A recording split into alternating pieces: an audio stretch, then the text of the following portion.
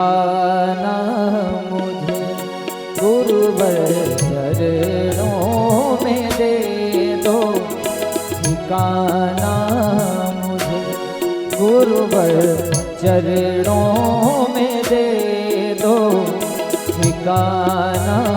मुझे मैं भटकता हूँ राह दिखाना, दिखाना मुझे गुरुवर चरणों में दे दो ठिकाना। मुझे गुरुवर चरणों में दे दो ठिकाना, मुझे गुरुवर चरणों में दे दो ठिकाना।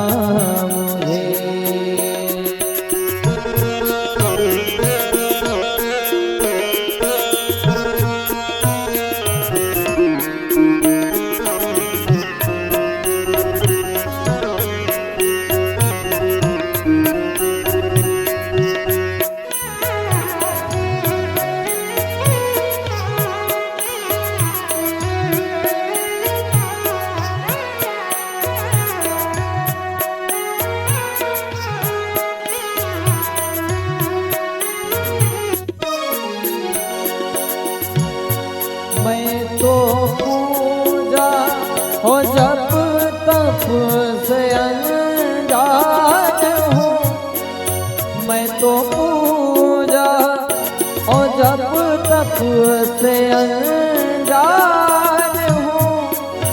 मतलबी लोग से मैं परेशान हूँ, मतलबी लोग से परेशान हूँ। कितना भले माया है ये जमाना, मुझे जमाना मुझे गुरुवर चरणों में दे दो ठिकाना। मुझे गुरुवर चरणों में दे दो ठिकाना। मैं भटकता हूँ राह दिखाना, मुझे दिखाना, मुझे गुरुवर चरणों में दे दो ठिकाना। मुझे गुरुवर चरणों में दे दो ठिकाना। मुझे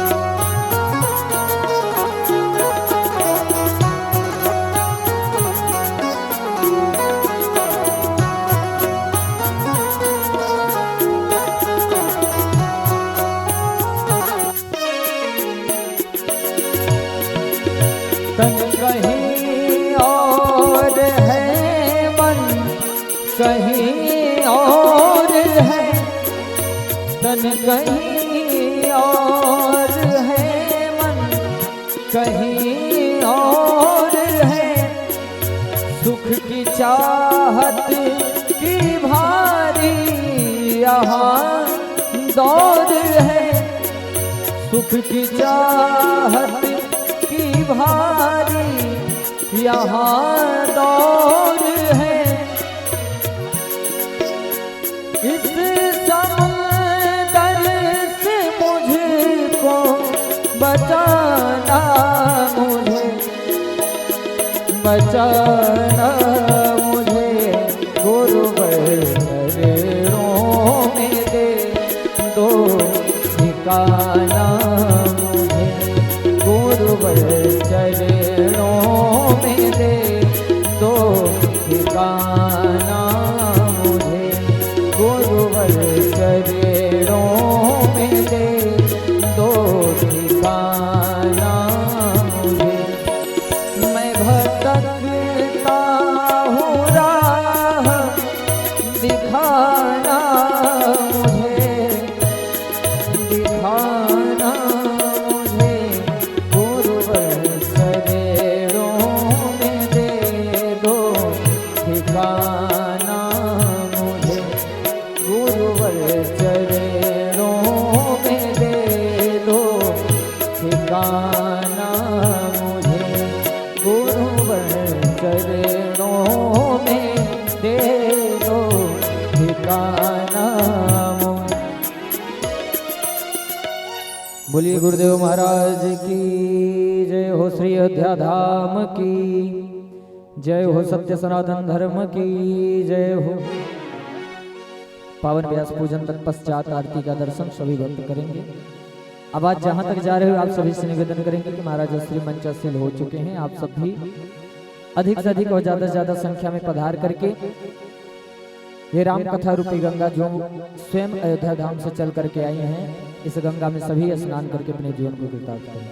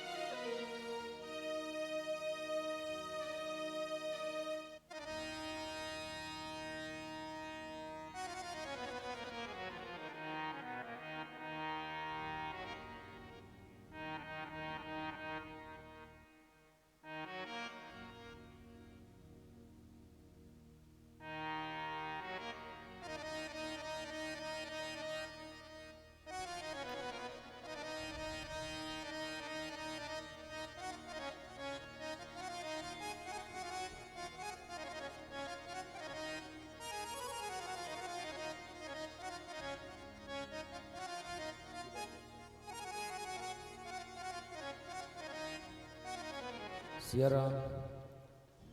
हरि ओम नमः परमहंसास्वादित चरण कमल चिन्मकरंदाय भक्त जनमानस निवासाय श्री रामचंद्राय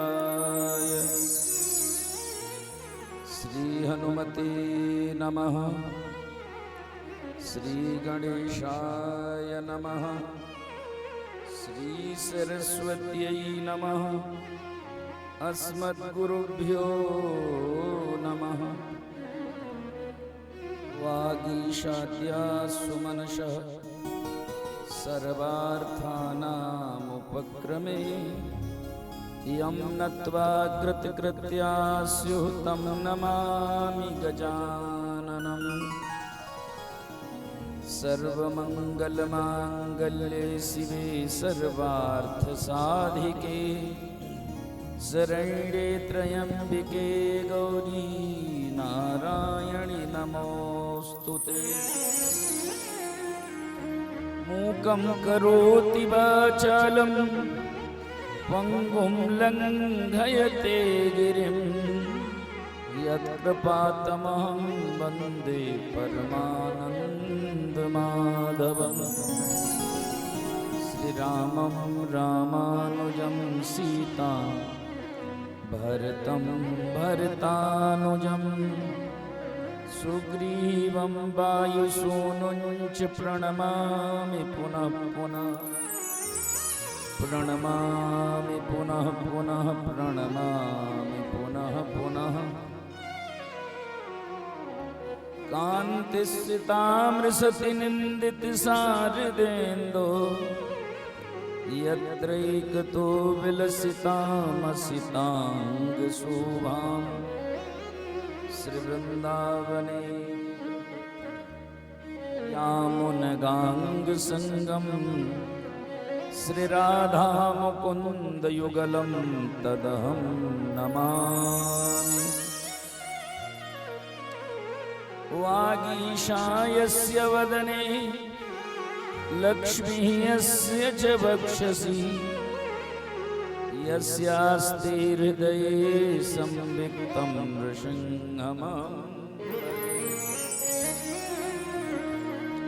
योऽन्तःप्रविश्य मम वाचमिमां प्रसुप्ताम् सञ्जीवयत्यखिलशक्तिधरः स्वधाम्ना अन्यांश्च हस्तचरणश्रवणत्वगादीन् प्राणान्नमो भगवते पुरुषाय तुभ्यम्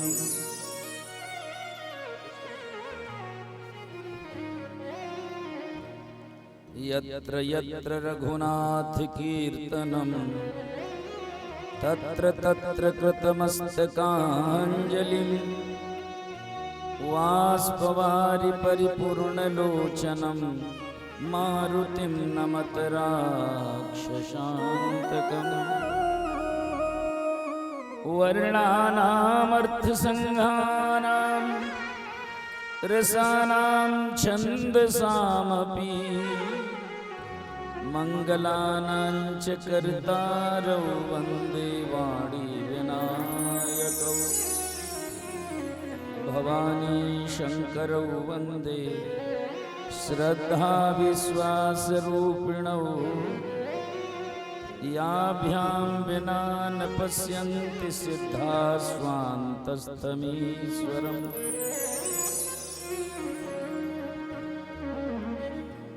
श्री सीतानाथ समारंभां श्री रामानंदार्य मध्यमां अस्मदाचार्य पर्यन्तां वन्दे श्री गुरु परंपरां वाञ्छाकल्पतरुभ्यश्च कृपा सिन्धुभ्येव च पतितानां पावनेभ्यो वैष्णवेभ्यो नमो नमः। श्री वैष्णवेभ्यो नमो नमः। श्री वैष्णवेभ्यो नमो नमः। सभी आरती करें भगवान की। आरती आरती अवधि बिहारी की दयामयी जनक दुलारी की। आरती अवध बिहारी की दयामयी जनक दुलारी की।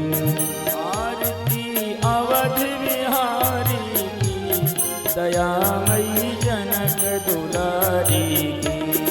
आरती अवध बिहारी की दयामयी जनक दुलारी की। सिंहासन सोए युगल सरकार। सिंहासन सोहे युगल सरकार। परस्पर हंसी रत हर बार। परस्पर हंसी रत हर बार। मधुर कछु बोल लेत मन मोल। मधुर कछु बोल लेत मन मोल। दलित छवि प्रीतम प्यारी की दयामयी जनक दुलारी की। आरती अवध बिहारी की दयामयी जनक दुलारी की।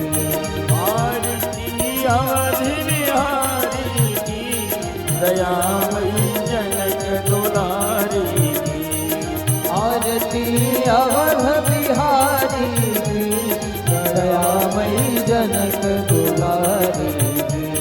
पलोटत पावन अंजनी लाल। पलोटत पावन अंजनी लाल। निरखि पद पंकज होत निहाल। रख पद पंकज होत निहाल। कहत रघुराई धन्य सेवकाई। कहत रघुराई धन्य सेवकाई। पवन सुत गिरिवर धारी की दयामयी जनक दुलारी की। आरती अवध बिहारी की दयामयी जनक दुलारी की। आरती अवध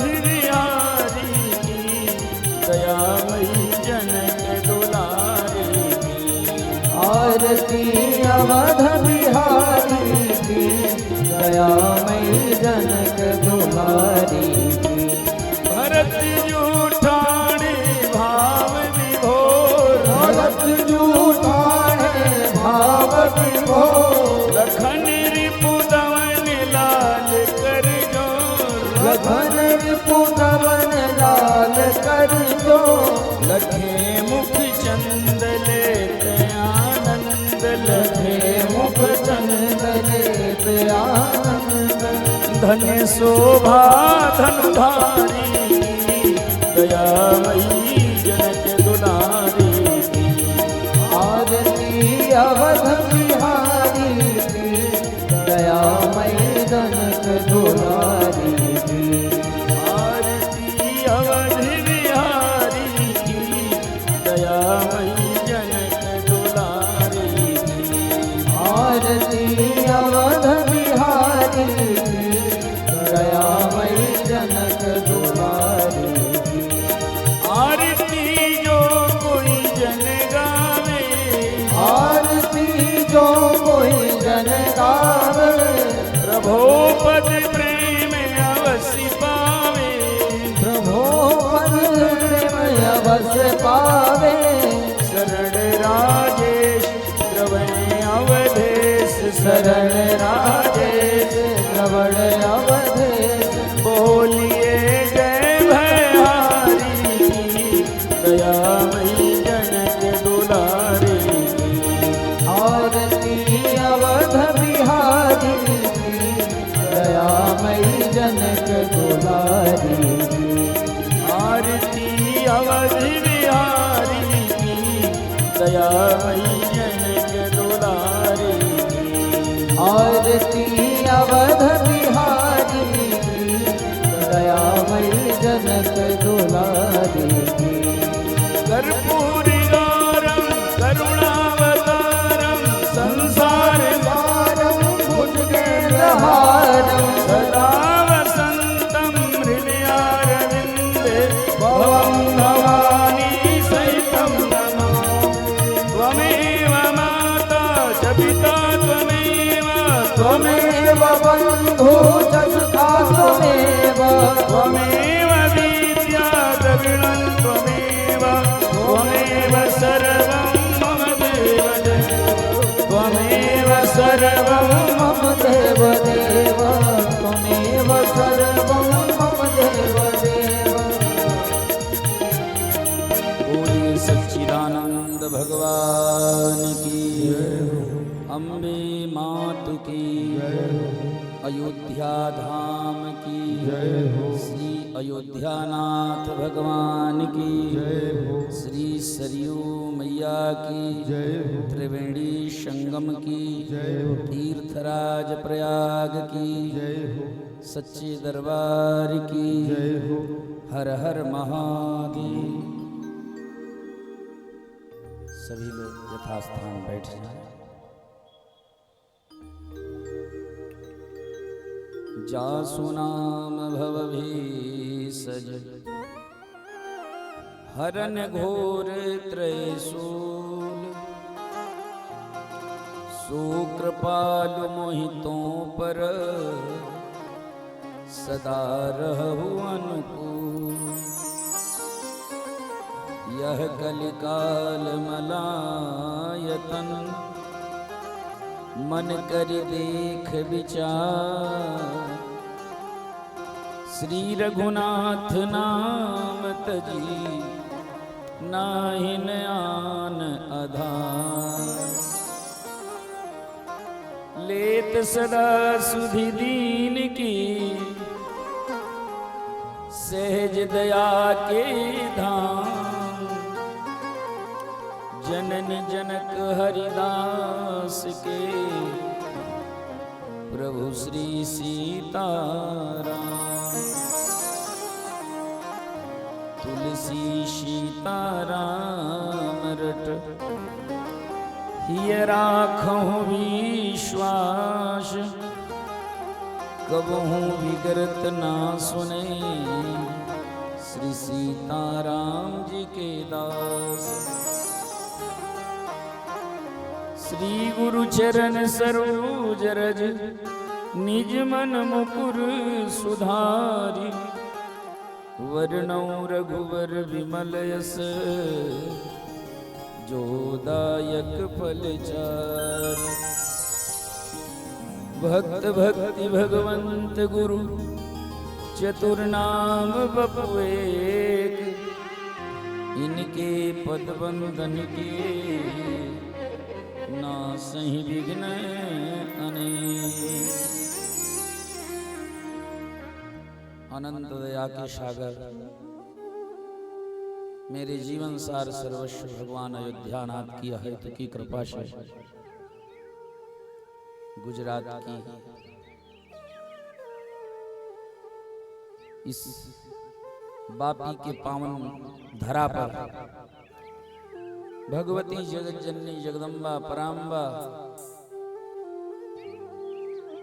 माँ के द्वार पर श्री राम कथा की परम पवित्र मंगलमयी अमृत धारा प्रवाहित हो रही है। आज इस कार्यक्रम का समापन सत्र है। कथा सुनने आए समस्त बड़भागी भगवान के अनुग्रह विग्रह कथा रसा स्वाद कुशल परमादरणीय श्रोता महानुभाव, श्रद्धामयी माताएं बहनें, भक्ति भाव संपन्न बालक वृंद, समस्त अतिथि जन, आचार्य जन एवं संगीत के माध्यम से कथा को सुमधुर बना रहे सभी कलाकार, इस आयोजन के मूल सूत्रधार केसरिया हिंदू वाहिनी के राष्ट्रीय अध्यक्ष श्री उमेश चंद्र तिवारी जी, श्रीमान अशोक तिवारी जी, श्री विनोद कुमार तिवारी जी, डॉक्टर अशोक उपाध्याय जी, ज्ञानेश तिवारी जी, राजीव राय जी, जयंस पटेल जी, संतोष मिश्र जी, बीके मिश्रा जी, मातृशक्ति में सुनीता तिवारी जी, गुजरात प्रदेश अध्यक्ष केसरिया हिंदू वाहिनी, महिला मोर्चा अरुणाबेन देसाई जी एवं नीता सिंह जी,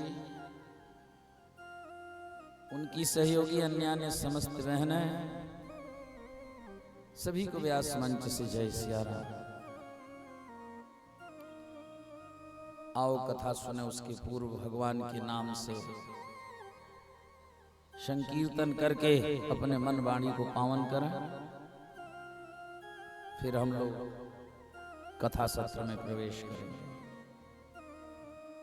हरे राम राम राम सीता राम राम राम, हरे राम राम राम सीता राम राम राम, हरे राम राम राम सीता राम राम राम, हरे राम राम राम सीता राम राम राम, हरे राम राम राम सीता राम राम राम, हरे राम राम राम सीता राम राम राम, हरे राम राम राम सीता राम राम राम, हरे राम राम राम सीता राम राम राम, हरे राम राम राम सीता राम राम राम,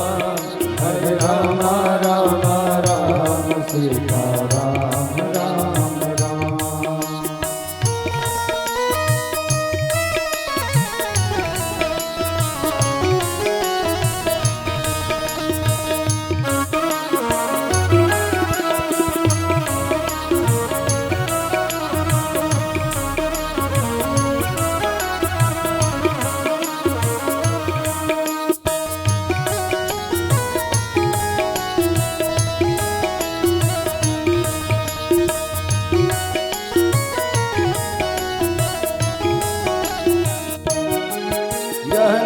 बनाया प्रथम पूज्य गणपति जी को पल में। यह नाम बनाया प्रथम पूज्य गणपति जी को पल में।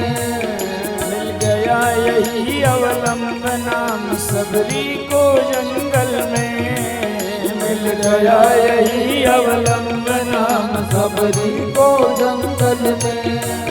लाखों का बेड़ा पार किया, लाखों का बेड़ा पार किया, पहुँचाया प्रभु के धाम। हरे राम राम राम सीता राम राम राम।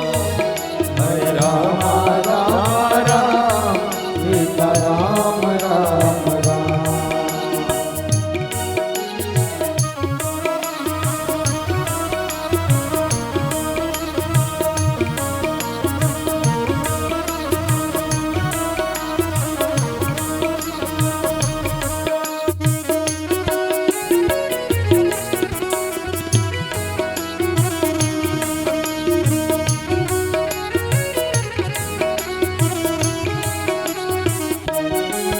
बजरंग बली केवल में इसकी महिमा भारी है।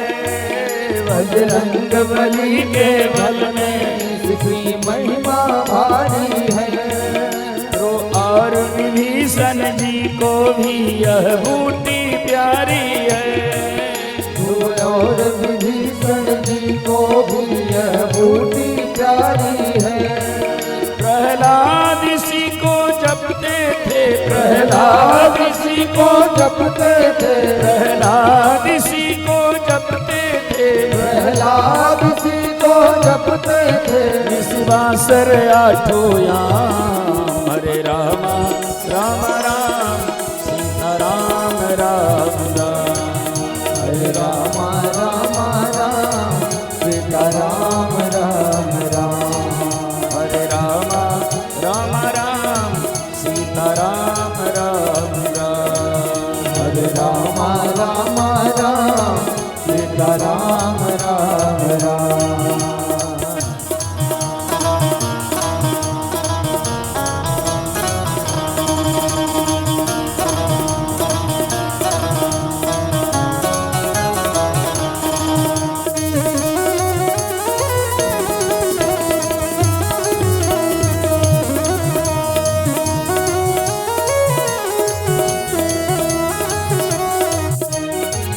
ब्रह्मा के चारों वेदों से यह नाम निकलता है। ब्रह्मा के चारों वेदों से यह नाम निकलता है। शिव जी के मानस मंदिर में दीपक सा जलता है। शिव जी के मानस मंदिर में दीपक सा जलता है। नारद की सुंदर वीणा पर, नारद की सुंदर वीणा पर, नारद की सुंदर वीणा पर, नारद की सुंदर वीणा पर बजता है प्रभु का नाम। हरे राम राम राम सीता राम राम राम। हरे राम राम राम सीता राम राम राम। हरे राम राम राम सीता राम राम राम। हरे राम राम राम सीता राम राम राम।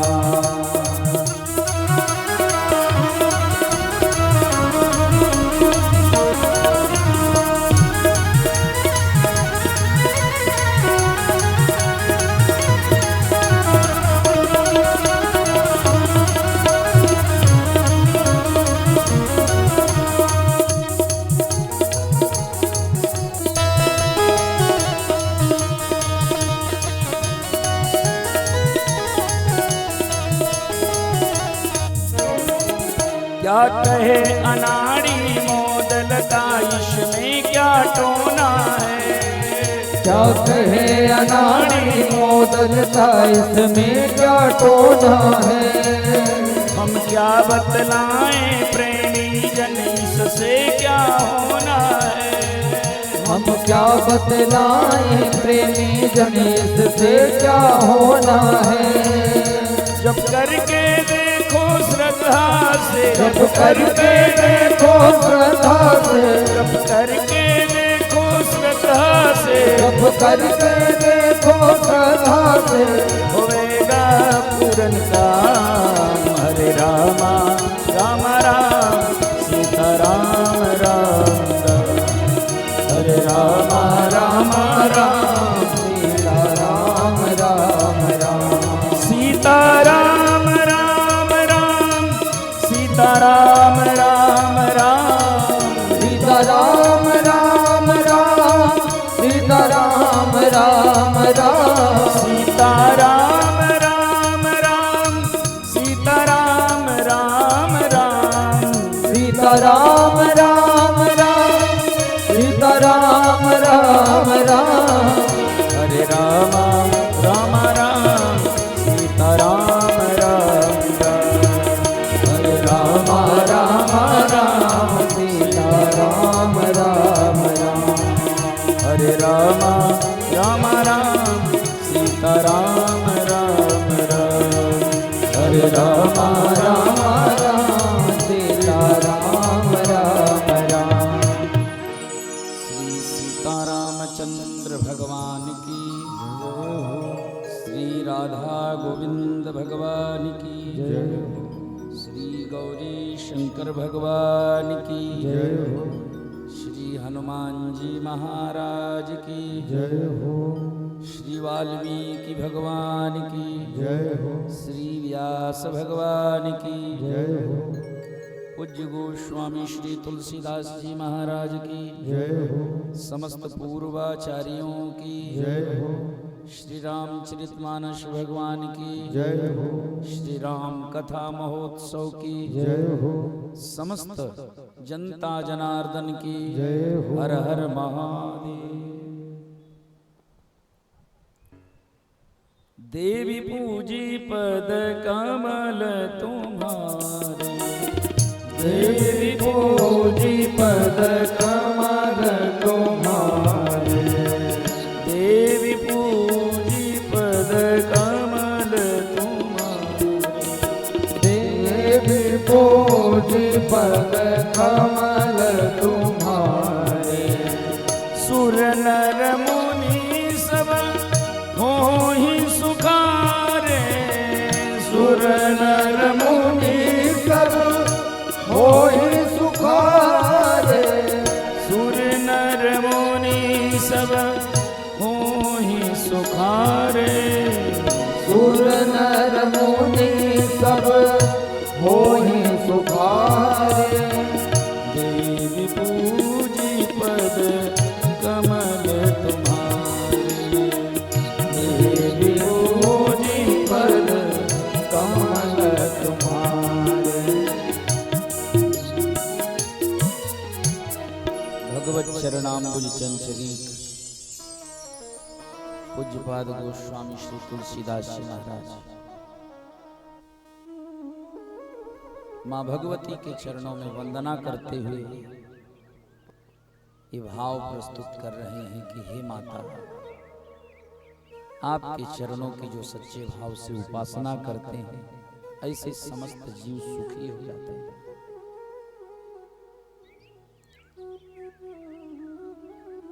हम सब भाग्यशाली है जो मैया के द्वार पर मंदिर परिसर में भगवान का गुणगान सुन रहे हैं। आज नवम दिवस और समापन सत्र है। हम सब बड़ी सावधानी से कथा के मूल भाव में अब प्रवेश कर रहे हैं। भगवान के वनवास की कथा हम लोग सुन रहे थे। भगवान बन गए कि बन गए। वनवास ने राम जी के चरित्र में 4 चांद लगा दिया। संसार के सर्वश्रेष्ठ सर्वपूज्य मर्यादा पुरुषोत्तम प्रभु श्री राम जन जन के मन में बस गए। संत जन कहते कि राम जी बन गए कि बन गए, बनने उन्हें बना दिया, उनके चरित्र को सजा दिया। राजीव लोचन राम चले, तज बाप को राज बटोही की नाई।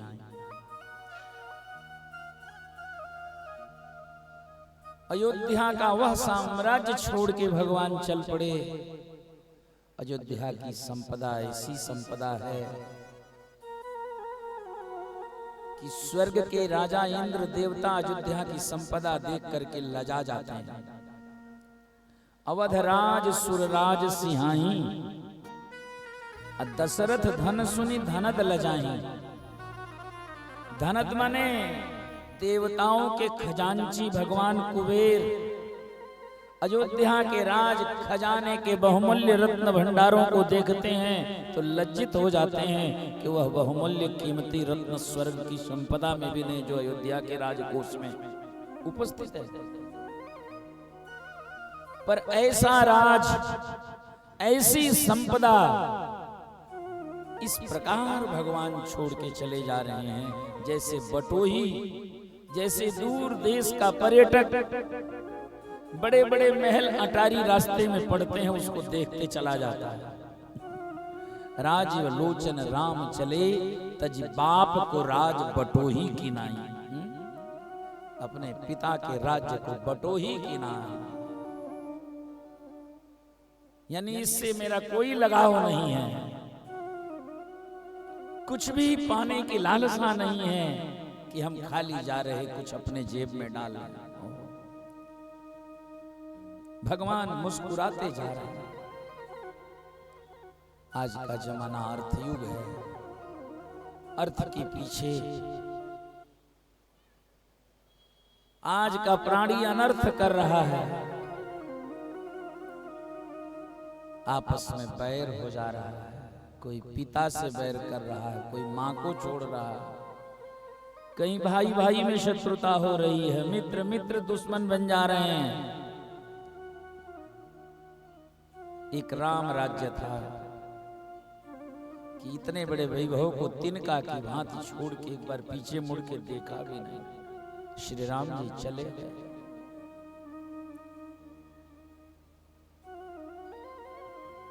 देखो,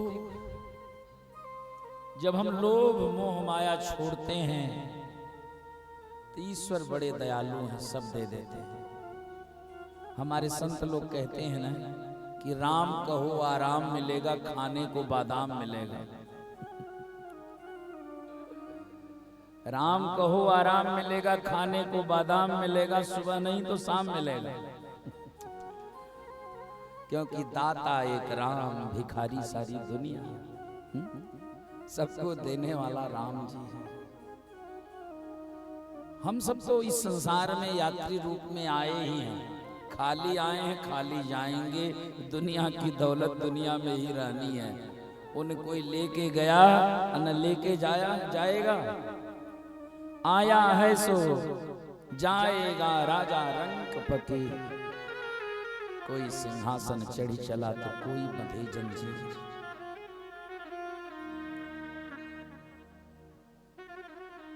भगवान श्री राम को राजपाट मिलने की जब आज्ञा हुई तो सुन के हंसी नहीं आई।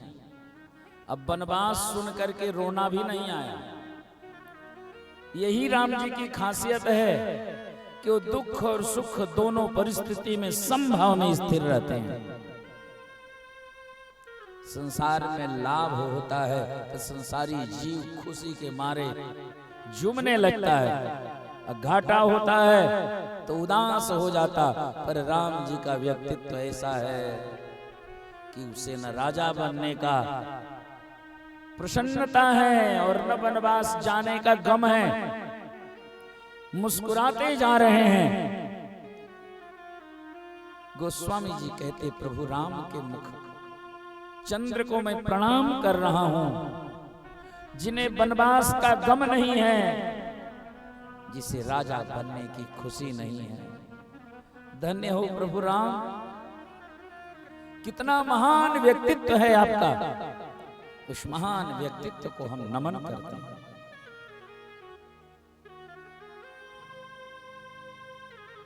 राम लक्ष्मण जानकी तीर्थराज प्रयाग में आए, भरद्वाज ऋषि के आश्रम में रात्रि विश्राम हुआ और अगले दिन महर्षि भरद्वाज से अनुमति लेकर के राम लक्ष्मण जानकी और निषाद राजगुरु के साथ में लक्ष्मण जी और निषाद ने बेड़ा बनाया जमुना पार करने के लिए। श्रृंगवेरपुर में तो भगवान केवट की नैया से पार हुए, पर जमुना से अरैल की दिशा में जब पार जाना हुआ तो बेड़ा बनाया लकड़ियों का। लकड़ियां भी तो तैरती हैं, तो कुछ मोटी मोटी लकड़ियों में 2-4 लकड़ी इकट्ठा करके एक बेड़ा बना दिया लक्ष्मण जी ने। उस बेड़े पर मां जानकी बैठ गई और तैरते हुए उस बेड़े को ही धक्का मारते मारते जमुना पार लेके आ गए। और जमुना पार आके प्रभु श्री राम, मां जानकी, लक्ष्मण और निषाद चल पड़े बन की ओर। अनेक गांवों से सबसे मिलते जुलते चले जा रहे हैं। मार्ग में बड़े बड़े ज्ञानी मिले, विद्वान मिले, अरे उच्च कोटि के ज्योतिष के ज्ञाता मिले। उस सामुद्रिक शास्त्र के विशेषज्ञ थे। वो चेहरा देख करके, ललाट देख करके, हस्तरेखाओं को देख करके उस सारे लक्षणों से फल बता दिया करते थे। आज वह सामुद्रिक शास्त्र के मर्मज्ञ ज्ञाता, भविष्य वक्ता, जिन्होंने बड़ी बड़ी डिग्रियां हासिल की है, जब राम लक्ष्मण और जानकी को वनवासी वेश में बन जाते देखा तो सोचने लगा कि इन तीनों के देह में तो राज लक्षण है। चक्रवर्ती सम्राट के शुभ लक्षण जिन महापुरुषों में विद्यमान हो, वो तपस्वी का वस्त्र पहन करके वनवास क्यों जा रहा है? उसने पोथी पत्रा नीचे रख दिया, सिर पीटने लगा। मैंने इतना पढ़ा इन शास्त्रों को, शास्त्र के लक्षण इन तीनों महापुरुषों में महाराजा धीराज के लक्षण बता रहे हैं, और ये तो कंगाल की भांति वनवासी बन के जा रहे हैं। आज मेरी विद्या झूठी हो रही है। मार्ग चल ही पयात ही पाए, तो ज्योतिष झूठ है हमारे भाई। आज उनके ज्योतिष के लक्षण भगवान पर घटित नहीं है।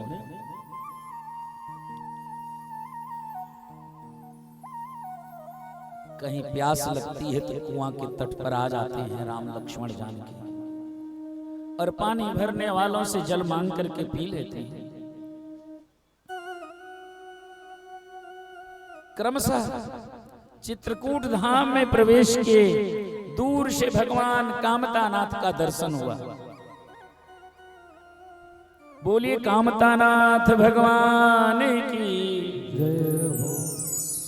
चित्रकूट में कामतगिरी नाम का पर्वत है।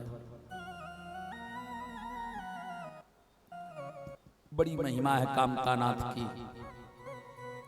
यावता चित्रकूटस्य गिरिशृंगाण्यवेक्षते कल्याणानि समाधत्ते न पापम कुरुते मना। यदि कई कोस दूर से भी कामतगिरी पर्वत के शिखर को देख लो तो शरीर से पाप निकल के भाग जाता है, मानव जीवन शुद्ध हो जाता है। ऐसी महिमा है चित्रकूट के कामतगिरी पर्वत की। इसे गिरिराज कह करके परिक्रमा की जाती है चित्रकूट में। वैसे राम और कृष्ण के जीवन में 2 पर्वत पूज्य हुए। कृष्ण भगवान के जीवन में वृंदावन के गिरिराज गोवर्धन नाथ की पूजा हुई, और श्री राम जी के द्वारा सर्वश्रेष्ठ पूज्य चित्रकूट के कामतानाथ हुए। ये दोनों गिरिराज के नाम कह करके पूजे जाते हैं। दोनों के पीछे एक कथा जुड़ी है। चित्रकूट का पर्वत कामदगिरी ये विंध्य पर्वत का एक शिखर है। विंध्याचल पर्वत की कहानी आप लोगों ने सुनी होगी। विंध्याचल में बड़ी शक्ति है। एक बार विंध्य पर्वत बढ़ते बढ़ते इतना बढ़ गया कि सूर्य का रास्ता रोक दिया। आधी दुनिया में अंधेरा हो गया, आधी दुनिया में दिन ही दिन हो गया। सूर्य एक जगह रुक गए। विधि का विधान बिगड़ने लगा। बिना दिन रात के घड़ी कैसे चलेगी, कालचक्र कैसे चलेगा, कैसे आयु की गणना होगी। ब्रह्मा जी विवश हो गए। भगवान अगस्त के पास गए। महर्षि अगस्त, विंध्य पर्वत आपका शिष्य है। संपूर्ण जीव मात्र पर आज इनके उद्दंडता के कारण खतरा मंडरा रहा है। यदि सूर्योदय आधी दुनिया में नहीं होगा तो आधी दुनिया सूर्य के प्रकाश बिना नष्ट हो जाएगी और आधी दुनिया सूर्य को झेलते झेलते नष्ट हो जाएगी। कुछ उपाय करो। महर्षि अगस्त आए और महर्षि अगस्त के प्रति बड़ी श्रद्धा थी विंध्य पर्वत की। अपने गुरुदेव को देखते ही विंध्याचल पर्वत अपने सद्गुरु के चरणों में साष्टांग लेट गया। और जब उसने प्रणाम किया, भगवान अगस्त ने विंध्य पर्वत के माथे पर हाथ रख दिया कि बेटा ऐसे ही लेटे रहना, उठना मत। कह करके भगवान अगस्त चले गए। आज तक लेटा है। गुरु वचनों में श्रद्धा करने का ये चमत्कार है कि आज साक्षात भगवान श्री राम लला सरकार चित्रकूट की भूमि पर जब गए तो उसी विंध्य पर्वत के मस्तक कामदगिरी पर जाकर के भगवान ने सुंदर झोपड़ी की रचना की और यहीं निवास करने लगे। बोलिए कामतानाथ भगवान की।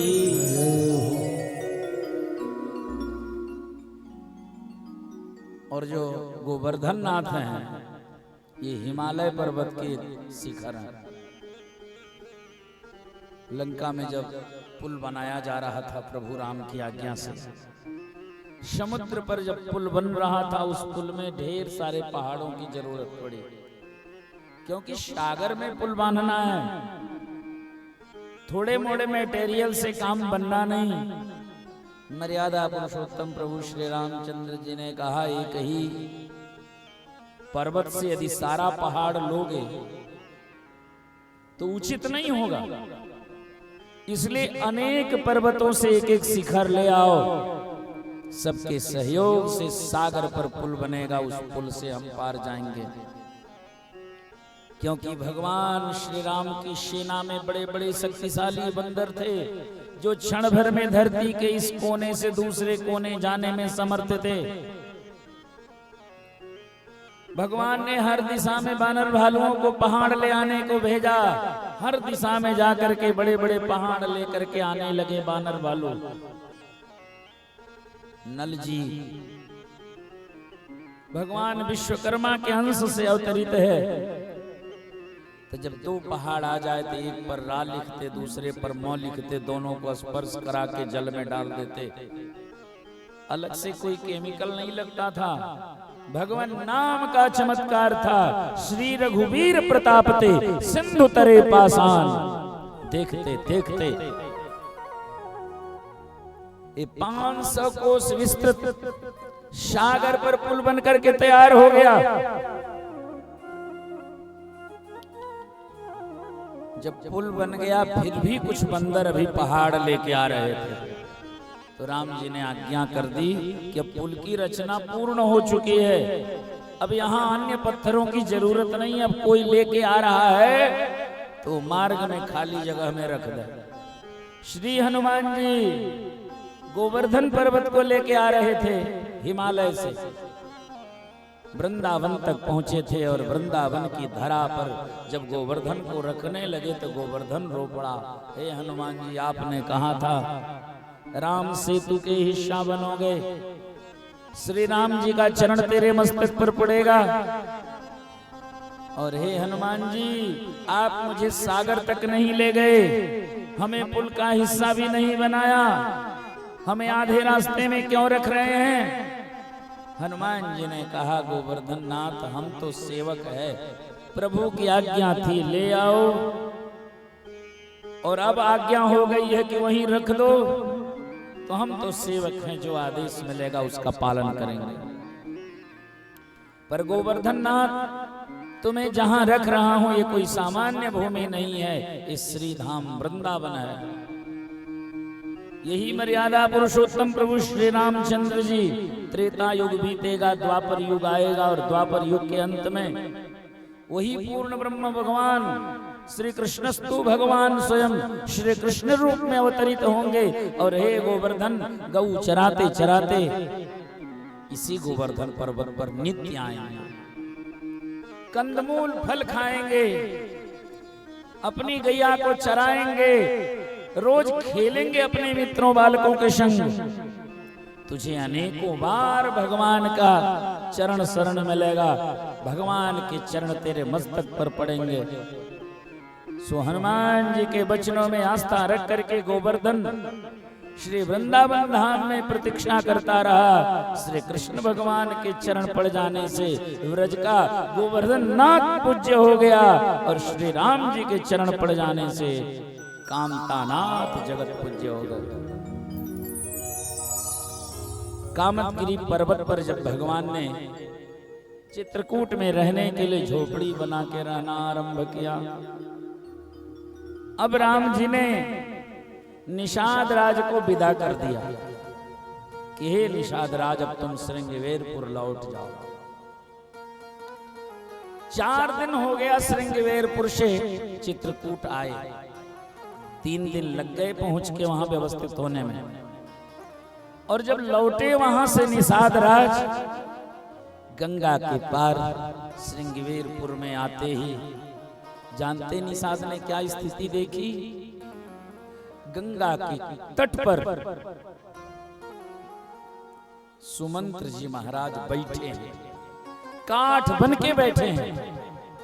यद्यपि राम जी विदा करके चले गए थे, पर राम जी को देखते देखते खाली हाथ कैसे जाऊं, महाराज दशरथ ने बड़ी उम्मीद से भेजा था कि सुमंत्र जी आप तो बड़े बुद्धिमान हो, ले जाओ जंगल घुमा फिरा करके राम सीता को वापस ले आना।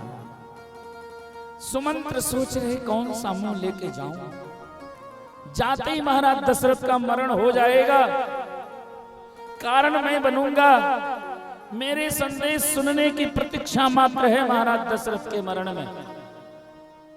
इसलिए खाली हाथ सुमंत्र लौटने को तैयार नहीं। गंगा के तट पर टकटकी लगाए बैठे हैं सुमंत्र जी।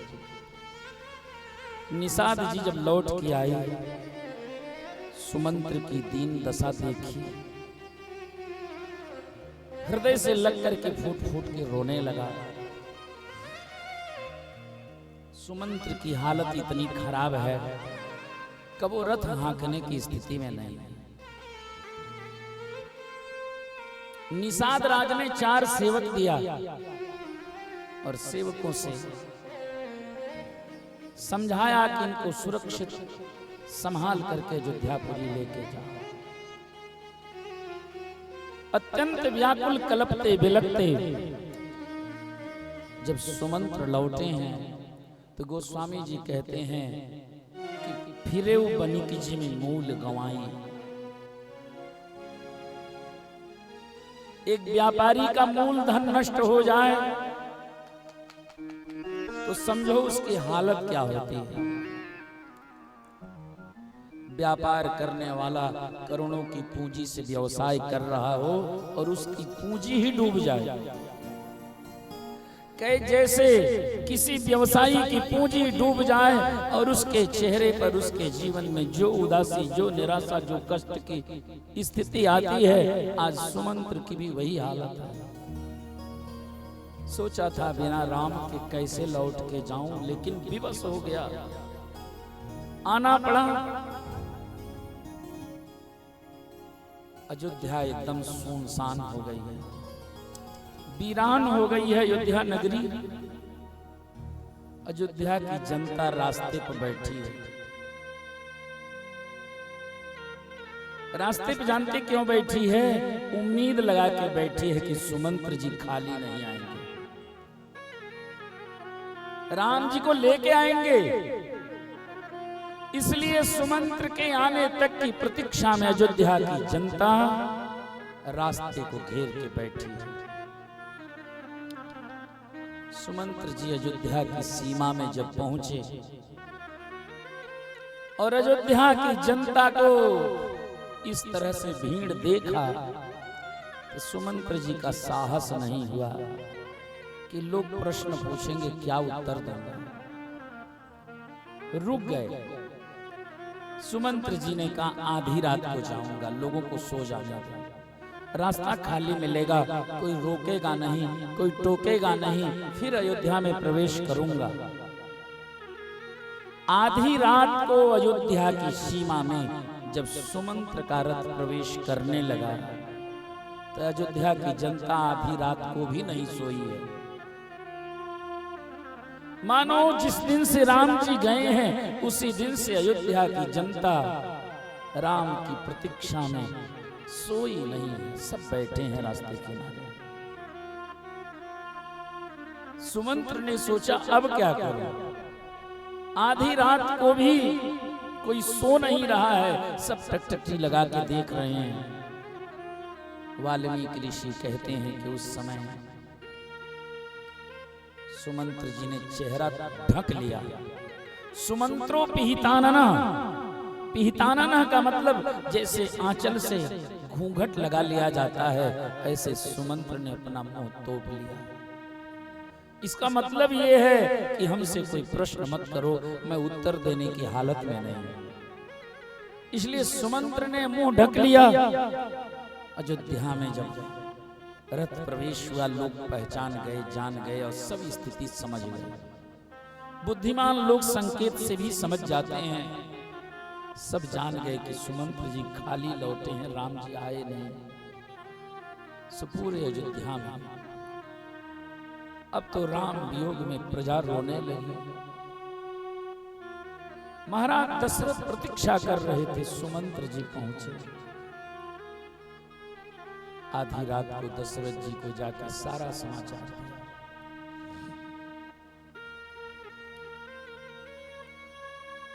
दशरथ जी महाराज राम के वियोग में रोने लगे।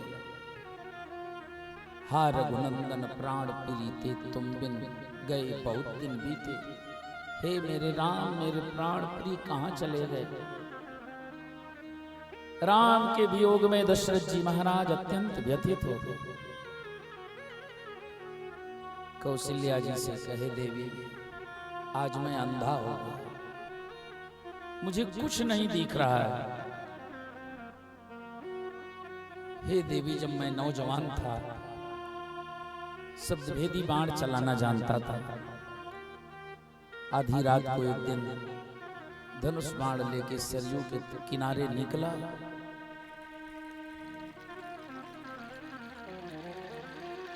सुनसान वन में कोई नदी में सरयू में जल भर रहा था कलश में। अच्छा जब गगरी में पानी भरा जाता है तो गुड़गुड़ गुड़गुड़ की आवाज आती है। दशरथ जी को लगा कि जंगली हाथी सूंड में पानी भर रहा है और शब्द के सहारे महाराज दशरथ ने बाण मार दिया। वह बाण हाथी के नहीं श्रवण कुमार के कलेजे में लग गया। हाय हाय कह करके मानव की आवाज सुनाई पड़ी। किसी के रोने की आवाज पर महाराज दशरथ दौड़ के गए, जाके देखा एक शक्तिशाली बाण एक तपस्वी के कलेजे को पीध डाला। महाराज दशरथ अत्यंत व्यथित हो गए। श्रवण कुमार के कलेजे से बाण निकालने लगे।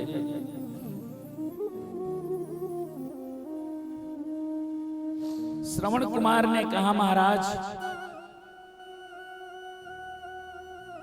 आपका बाण इतना घायल कर चुका है कि अब मेरे प्राण बचेंगे नहीं। मेरी मृत्यु तो निश्चित है, पर हम मरते मरते भी आपका दुख कम करना चाहते हैं।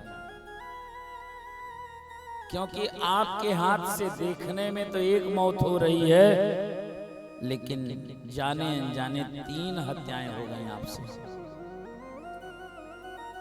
मेरा तो मरना निश्चित है, लेकिन प्यास से मेरे अंधे माँ बाप मर रहे हैं।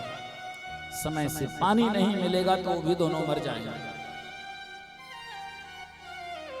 हमें तो आप नहीं बचा सकते हो, पर यदि मेरे अंधे माँ बाप को समय से पानी मिल जाए तो उनका प्राण बच सकता है। कोशिश करो, ले जाओ, जल पिलाओ उन्हें, दिमाग ठंडा हो जाए तो घटना बता देना। महाराज दशरथ कलश में जल लेके गए। अंधी अंधा प्यास से छटपटा रहे थे। लोटा में जल निकाल के सूरदास के हाथ में रख दिया। अंधा रोने लगा, मेरे लाल इतनी देर कहां थे तुम? त्वं गति अगतीनांच चक्षुस्त्वं हीन चक्षुषा। हे मेरे लाल, मैं अंधा हूं पर तुम मेरी आंख हो, तुम ही मेरे सहारे हो। मैं कहीं नहीं चल सकता, तेरे ही पैर से चलता हूं, तेरे सहारे चलता हूं। मेरे बेटे इतना देर कहां थे? किम वांछसि किं कुर्मः, कुछ बोलो, कुछ कहो। बेटा हो तब तो बोले। बार बार कहने पर भी जब दशरथ जी कुछ बोले नहीं तो अंधी अंधा को शक हो गया। अंधे ने लोटा का पानी रख दिया, हम पानी नहीं पिएंगे। कौन हो, परिचय दो मुझे। विवश होके महाराज दशरथ को सब कुछ बताना पड़ा कि अनजाने में मैंने बाण मार दिया तुम्हारे पुत्र को। आपके बेटे श्रवण कुमार का प्राणांत हो गया है मेरे हाथों। अंधी अंधा अपने पुत्र के वियोग में छाती पीट पीट के वो ऐसा करुणक क्रंदन करने लगे। उन्होंने मरते मरते श्राप दे दिया कि एवं तम पुत्र शोकेन राजन कालम करिष्यति। आज जिस प्रकार हम पुत्र वियोग में तड़प तड़प के मर रहे हैं, हे महाराज दशरथ, एक दिन तुम्हारी भी पुत्र वियोग से ही मृत्यु होगी। और आज जब आखिरी राम की उम्मीद थी वो भी जब टूट गई, सुमंत्र खाली लौट आए। अब 14 वर्षों बाद ही राम जी आएंगे। सो दशरथ जी महाराज अब राम के वियोग में अंधे की भांति अपने पुत्र विरह में तड़पने लगे, रोने लगे। गोस्वामी जी लिखते, तापस अंध श्राप सुधि आई, तापस अंध श्राप सुधि आई। कौशल्य ही सब कथा सुनाई, कौशल्य ही सब कथा सुनाई। भयउ विकल वर्णत इतिहास, भयउ विकल वर्णत इतिहास। राम रहित धीर जीवन आशा, राम रहित धीर जीवन आशा। राम रहित राम विहीन जीवन को धिक्कार है। आधी रात को गतोर्धरात्रे वृष दुख पीड़िता, तदा जहु प्राण मुदार दर्शन। आधी रात को राम के वियोग में अत्यंत व्यथित महाराज दशरथ राम राम कही, राम कही, राम राम कही, राम तनु परिहरी रघुवर विरह राव गए सुरधाम। राम के वियोग में महाराज दशरथ ने प्राण त्याग दिया। हाहाकार मच गया, पूरी अयोध्या सूनी हो गई। राम लक्ष्मण वनवासी, महाराज दशरथ स्वर्गवासी हो गए। भरत शत्रुघ्न हजारों मील दूर ननिहाल में बैठे हैं। सत्ता की बागडोर कौन संभाला?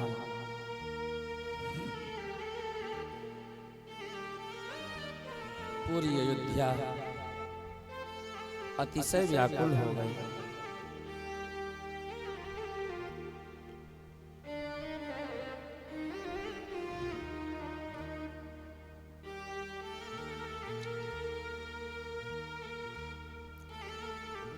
प्रातःकाल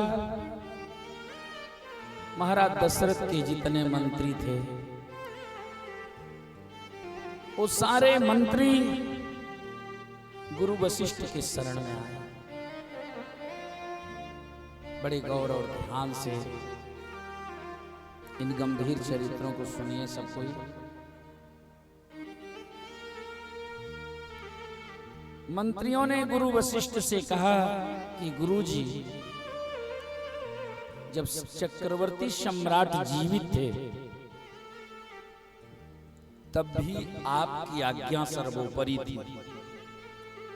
आप जो कहते थे उस आज्ञा को राजा भी मानते थे, सारे मंत्री भी मानते थे, संपूर्ण प्रजा भी मानती थी। आपकी आज्ञा की अवहेलना करने का सामर्थ्य किसी में नहीं था। जीवत्यपि महाराजे तवैव वचनम मम नातिक्रमामहे सर्वे बेलाम प्राप्येव सागरम। क्या उदाहरण दिया, गजब। कहते जैसे बरसात के मौसम में भी समुद्र में बाढ़ नहीं आती, कि उसी प्रकार हे गुरुदेव महाराज दशरथ आज नहीं है, उनकी अनुपस्थिति में भी हम अपने पद और अधिकार का दुरुपयोग नहीं करेंगे। हम आपके आज्ञा की प्रतीक्षा कर रहे हैं। हम मंत्री गणों को आदेश करो। हम पहले राजा की बात मानते थे और आज वो सारा राजपद आपके चरणों में समर्पित है। हमें आदेश दो, हमें क्या करना है। सोचो, सारा अयोध्या का साम्राज्य गुरु वशिष्ठ के चरणों में बैठ गया। क्या व्यक्तित्व था भगवान वशिष्ठ का। आज का व्यक्ति होता तो राजा बन जाता। गुरु वशिष्ठ ने मंत्रियों से कहा कि जो सबसे तेज घोड़ा भागने वाला उस अश्वारोही को शीघ्र भेजो कैकेय देश, जाके भरत जी को लेके आ गया। गुरु जी की आज्ञा से शीघ्रगामी अश्वारोही तेजी से अश्व पर सवार होकर के अयोध्या से कैकेय देश की ओर गया। उसे जाने आने में 7 दिन 7 रात्रि लग गए। ताम पुरीम पुरुष व्याघ्र सप्तरात्रि तपति। यहाँ अयोध्या में जो आफत आ रही है, अयोध्या की प्रत्येक घटना सपने में भरत जी देख रहे हैं। गोस्वामी जी लिखते, देखहि भरत भयानक सपना, देखहि भरत भयानक सपना, जागी करहि कटकोटि कल्पना, जागी करहि कटकोटि कल्पना। मागहि हृदय महेश मनाई, मागहि हृदय महेश मनाई। कुशल मातु पितु परिजन भाई, कुशल मातु पितु परिजन भाई। भरत ने स्वप्न में क्या देखा? स्वप्ने पितरि मद्राक्षम मलिनम मुक्तमूर्धजम पतंतम अत्र शिखरात् कलुषी गोमये हृदय। भरत जी ने रात्रि में डरावना सपना देखा। अपने पिता को देखा स्वप्न में। पिता का चेहरा मलिन पड़ गया है, वो मुक्त मूर्धज, उनके सिर में बाल नहीं है, सिर मुड़ाए हुए हैं, वो एक ऊंचे पर्वत शिखर पर बैठे हैं, शरीर कृश हो गया है मेरे पिता का, और वो पर्वत के ऊंचे शिखर से उल्टा गिर गए पीछे की तरफ, और जब वो नीचे जमीन में गिरे तो एक गड्ढा है, उस गड्ढे में गोबर भरा है और गोबर के गड्ढे में जाके गिर गए। पतंतम मत्र शिखरात कलुषे गोमय हृदय, गोमय के हृदय में गिर गए। भरत जी आधी रात को ही रोने लगे, भोलेनाथ को मनाने लगे कि मेरे माता पिता, मेरे परिजन, मेरे भाई सब सुरक्षित रहें। भरत ने अनुमान लगा लिया कि सपना एक संकेत दे रहा है, 4 में एक मौत होके ही रहेगी, अहम राजा अथवा रामः लक्ष्मणो वा मरिष्यति, या तो मैं मरूंगा या महाराज या प्रभु श्री राम अथवा लक्ष्मण, 4 में एक की मौत निश्चित है। भरत ने ऐसा अनुमान लगा लिया। जल्दी से नहा धो के भगवान की पूजा करने लगे। भोलेनाथ वो कल्याणकारी देवता है, उनके पूजन स्मरण से दुस्वप्न भी बदल जाता है। चिंता में पड़े थे तब तक अयोध्या का दूत आ गया। भरत जी दौड़ के आए, क्या संदेश है मेरे अयोध्या का, संदेश बताओ। दूत रोने लगा,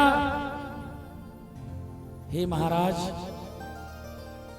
गुरुदेव ने भेजा है, हम कुछ बता नहीं सकते, बस इतना समझ जाओ अयोध्या में हालत ठीक नहीं। और क्या कह सकता था, इससे ज्यादा कह देता तो भरत का वहां से आ पाना भी मुश्किल था। अयोध्या में स्थिति विपरीत है, आप शीघ्र चलो, गुरुदेव ने बुलाया। भरत जी महाराज तुरंत चल पड़े, भागते आए। अयोध्या सुनसान दिखाई पड़ी। राम के वियोग में अयोध्या को इतना उदास कभी देखा नहीं था भरत ने। उपतप्तोदकाः नद्यः पल्वलानि सरांसि च। राम के वियोग में तालाब और पोखरे के पानी उबल रहे थे। सोचो राम का वियोग कैसा रहा होगा कि गड्ढों में, तालाबों में जो पानी है उपतप्त उबल रहे हैं। अयोध्या में जितने पेड़ पौधे हैं ना, राम के वियोग में सारे पतझड़ हो गए समय के पहले। ठूठ की नाई पेड़ों की हरियाली गायब हो गई राम के वियोग में। पशु पक्षी, जहां कोयल कूकती थी, आज कोयल ने सन्नाटा मार लिया है। मोर का बोली सुनना मुश्किल हो गया है। सरजू की धारा जो कल्लोर करके सरजू बहा करती थी, उस सरजू की धारा मंद पड़ गई है, कोई ध्वनि नहीं आज सरजू के बेग में। हर कोई विलपता विलखता दिखाई दे रहा है। पशु पक्षी भी अन्न जल त्याग दिए हैं राम के वियोग में।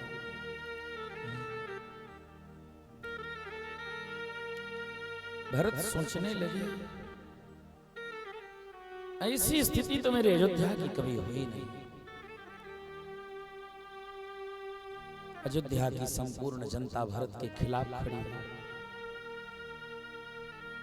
जानते हैं, कानों कानों में चर्चा होती, जब कहीं कुछ घटना हो जाती है तो लोग इकट्ठा होकर के अपने मन से सोचते हैं ऐसा हो सकता।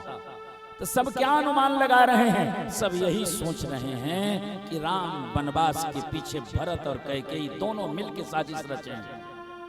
साजिश केवल कैकेयी नहीं, ये मां बेटे की साजिश है जो मेरे राम बन चले। आज भरत के स्वागत में अयोध्या का एक भी व्यक्ति उठ के खड़ा नहीं हुआ। भरत को देखते ही लोगों के दिल में उनके प्रति नफरत के भाव आ गए, घृणा के भाव आ गए। लोग कानों कान बात करने लगे कि देखो ये जाते कहां। यदि मां बेटे की साजिश होगी तो पक्का है भरत कैकेयी के घर में जाएंगे। जगह जगह आदमी बैठा है, देखो ये जाते कहां। वास्तव में भरत कैकेयी के भवन में ही गए सबसे पहले। लोगों के शंका और मजबूत हो गया कि कोई कुछ कहे, साजिश तो दोनों ने मिलकर किया।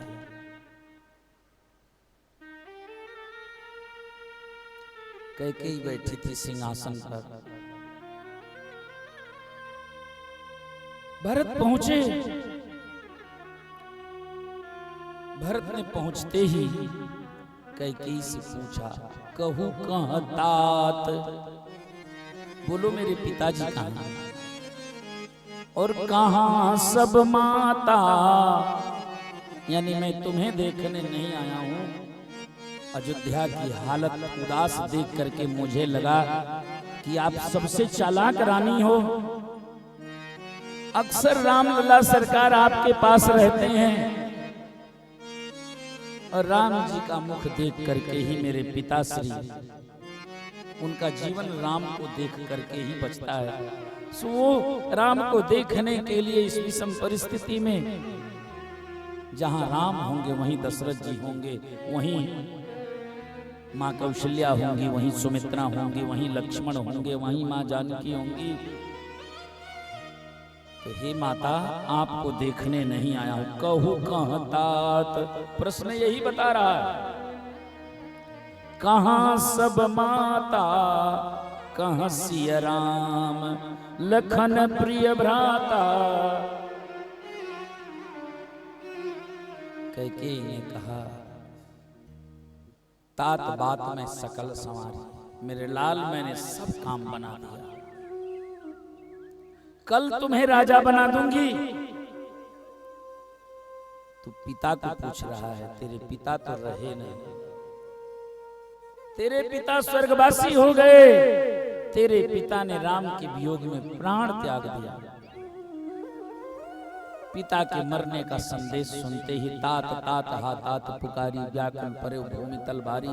भरत जी पिता के वियोग में फूट फूट के रोने कि तात न राम ही सौंपे मोही।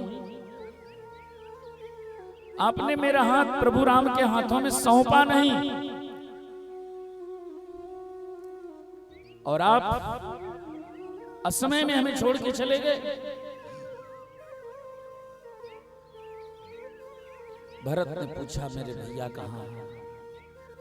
कैकेयी ने बता दिया, मैंने उन्हें 14 वर्षों के लिए दंडक वन भेज दिया।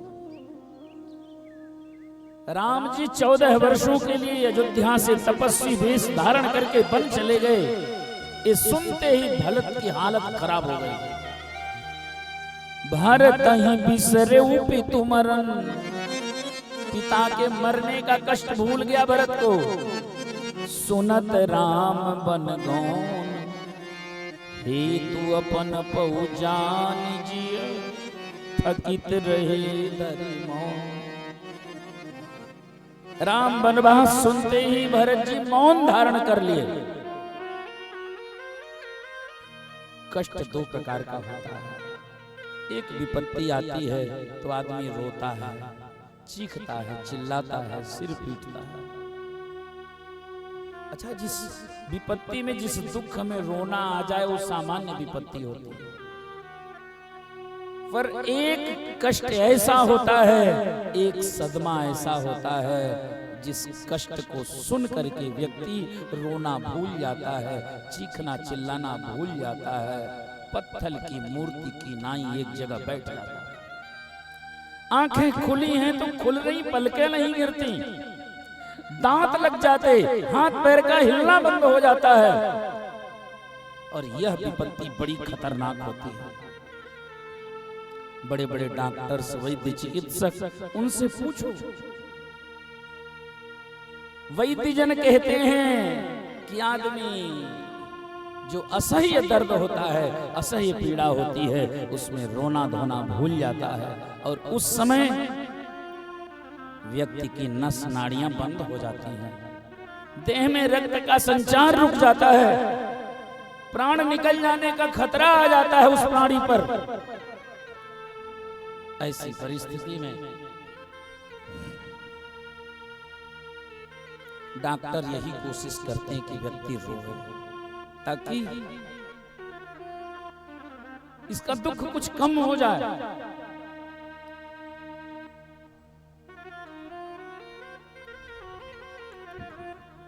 सीताराम राम राम सीताराम राम राम सीताराम राम राम सीताराम राम राम सीताराम राम राम सीताराम राम राम सीताराम राम राम सीताराम राम राम सीताराम राम राम सीताराम राम राम सीताराम राम राम राम राम सीताराम राम राम सीताराम राम राम सीताराम राम राम राजा राम राम राजा राम राम राजा राम राजा राम राम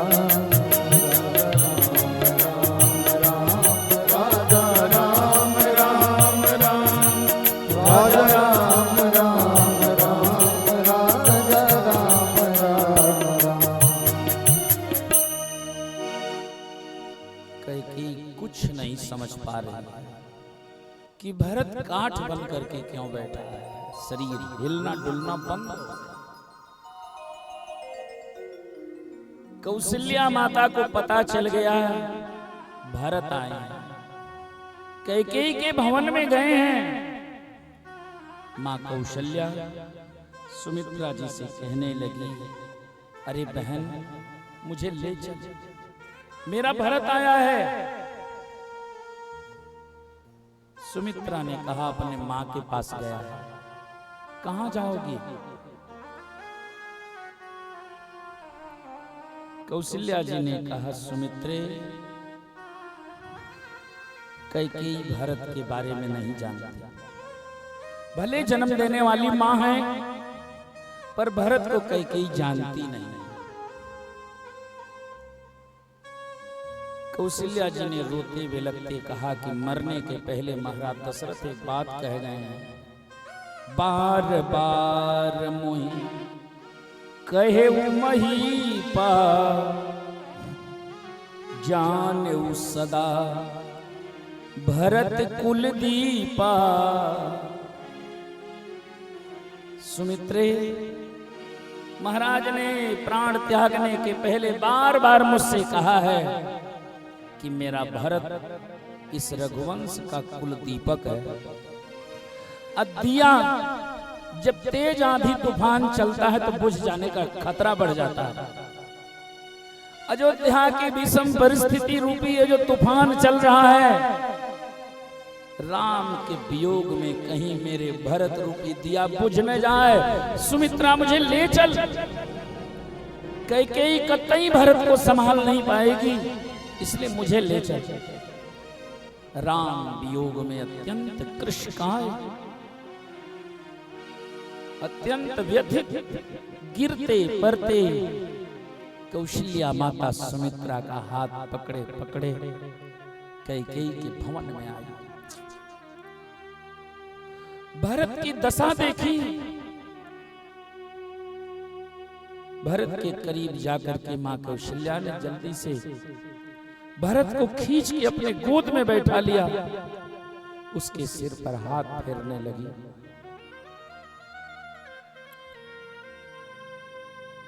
इस समय सहारे की जरूरत थी।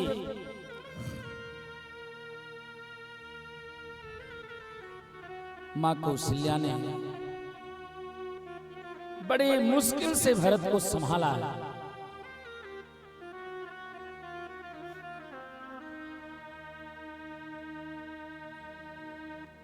भरत ने कहा कि कैकेयी, आज से मैं त्याग रहा हूं तुम्हें, तू मेरी मां नहीं, आज के बाद जीवन में कभी तुम्हें मां नहीं कहूंगा।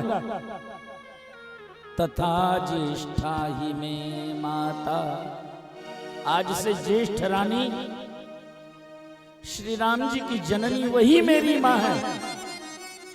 कौशल्या दीर्घदर्शिनी त्वयि धर्मं समास्थाय भगिन्यामिव वर्तसे। सोच, बड़ी माता कितनी महान है जो तेरे बेटे का जान बचाने आ गई, अपने आंचल में छुपा करके मेरे प्राण बचा लिया। सोच, तू कितनी अभागिन मां है जो निर्दोष बड़ी मां के पुत्र प्रभु श्री राम को बिना किसी कारण के वन भेज दिया 14 वर्षों। एक वह जननी है जो वन भेजने वाली मां के ही बेटे के प्राण बचाने के लिए उसके कोठरी में आके बैठी है। तो आज से मैं तेरा त्याग कर रहा हूं, जीवन में कभी तुम्हें मां नहीं कहूंगा। कौशल्या जी लेके आई भरत को, किसी तरह से संभाला। गुरु वशिष्ठ आए, शोक निवारे उस समय कर निज विज्ञान प्रकाश। आज्ञा दी महाराज दशरथ के शरीर का संस्कार करो। सरयू तट पर बेलवहरी घाट में महाराज दशरथ का अंतिम संस्कार हुआ। सारे कर्म विधिवत जब संपन्न हो गए, एक अच्छा दिन देख करके गुरु वशिष्ठ दरबार में सारे मंत्रियों को, सभी श्रेष्ठ जनों को, माताओं को, भरत शत्रुघ्न को, सबको बुलाया और बुला करके गुरु वशिष्ठ ने भरत से कहा कि आपके पिता ने आपको अयोध्या का राज्य दिया, पिता की आज्ञा मान करके प्रभु श्री राम वन चले गए और आप पिता की आज्ञा मान करके अयोध्या के राजा बन जाओ। भरत जी व्याकुल हो गए। मां कौशल्या ने भी समर्थन कर दिया। कौशल्या धरि धीरज कही, पूत पथ्य गुरु आयसु आई। हे पुत्र भरत, गुरु की आज्ञा पथ्य है, गुरु की आज्ञा मान लो, इसी में तुम्हारी भलाई है। पर मां के मुख से यानी राजा बन जाओ, राज तिलक की तैयारी की जाए, इस शब्द सुन करके भरत फूट फूट के रो पड़े। सानी सरल रस मातु बानी, सुनी भरत व्याकुल भये। सानी सरल रस मातु बानी, सुनी भरत व्याकुल भये। लोचन सरोरुह स्रवत सिंचत, विरह उर अंकुर नये। लोचन सरोरुह स्रवत सिंचत, विरह उर अंकुर नये। विरह और ज्यादा अंकुरित हो गया। गुरु के वचन सचिव अभिनंदन। सारे सचिवों ने भी गुरु की आज्ञा मानने के लिए भरत जी को निवेदन किया। भरत जी ने कहा, सब अपनी अपनी सुना रहे हैं, मेरी कोई नहीं सुन रहा। उन्होंने गुरुदेव से पूछा, गुरुदेव आज हमें आप राजा बनने की आज्ञा दे रहे हैं, एक बात बताओ, मेरे माँ ने जब वरदान मांगा था तो पहले भरत को राजगद्दी मांगी थी, बाद में राम का वनवास मांगा था। सुतहि राज राम ही वनवास, देहु एक बर भरत ही टीका, दूसर बर मांगहु कर जोरी। तो जब पहले वरदान में मेरे पिता ने भरत को राजगद्दी और दूसरे में राम का वनवास दिया था, तो गुरुदेव उस दिन आपकी बुद्धि कहां चली गई थी? अरे पहले बुलाते भरत को और अयोध्या का साम्राज्य एक बार भरत को दे देते, फिर देखता कौन माई का लाल मेरे राम को बन देते। आप तो अपना कर्तव्य चूक गए। जो पहले भरत का राज तिलक नहीं हुआ, पहले राम का वनवास हुआ। और जिस भरत का राजा के लिए नाम लेने से माताओं का सुहाग उजड़ गया, अयोध्या वीरान हो गई, उस भरत को अयोध्या का राजा बनाओगे, धरती पाताल में चली जाए। मोहि राज हठितई हो जही, रसा रसातल जाई ही तबही। भरत ने हाथ जोड़ा, आपने दारुण दीनता, सबही कहूं सिरनाई, देखे बिन रघुनाथ पद जिय की जरन न जाए। मेरे दिल में आग लगी है, और वो जब तक राम जी के चरण नहीं देखूंगा तब तक मेरे हृदय में जल रही भगवत विरह की चिंगारी शांत नहीं होगी।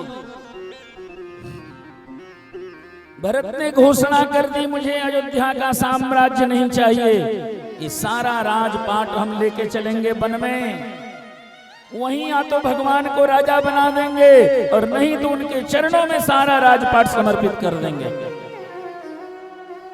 एक ही आंख मोर मन माही, प्रात काल चलियो प्रभु पाई। हम प्रातः काल राम जी के पास चलेंगे। अभी तक जो अयोध्या की जनता भरत के खिलाफ खड़ी थी, भरत के एक निर्णय से सबकी भाषा बदल गई, सबके मन में भरत बस गए, राम से भी ज्यादा प्रिय हो गए। भरत ने यह भी घोषणा कर दी, जो राम से मिलना चाहता है तैयार हो जाए, प्रातः काल चली हूं प्रभु पाही, प्रातः काल हम राम जी से मिलने चलेंगे। अब तो हर कोई तैयार हो गया। जब तैयार होने वालों की लाइन लगी, सबसे आगे जानते कौन खड़ी है राम से मिलने वाली लाइन में? माता कैकेयी खड़ी,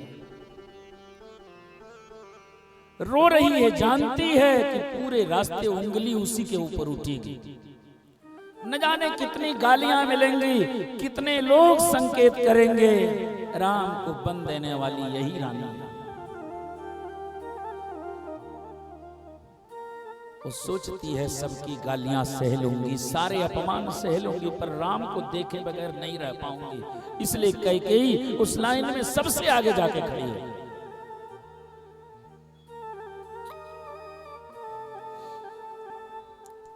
गुरुजन तैयार हैं, सबके लिए यथोचित रथ, पालकी, घोड़े, अश्व, हाथी सब सजा दिए गए।